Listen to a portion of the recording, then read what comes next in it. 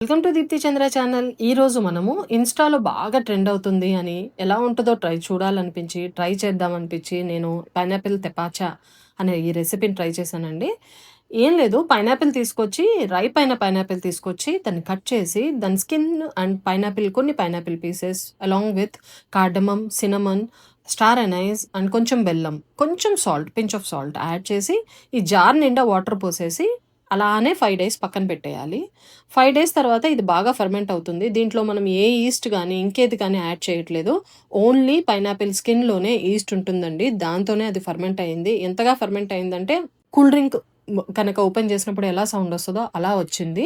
5 days తర్వాత ఇలా strain చేసేసి, ఆ లిక్విడ్‌ని బాటిల్స్‌లో స్టోర్ చేసేసి ఫ్రిడ్జ్‌లో పెట్టి 1 డే నెక్స్ట్ డే సర్వ్ చేసుకుంటే చాలా బావుందండి. Fermented juice. It's a kind of a fermented juice which is very good for your gut health. So just try once. Thank you.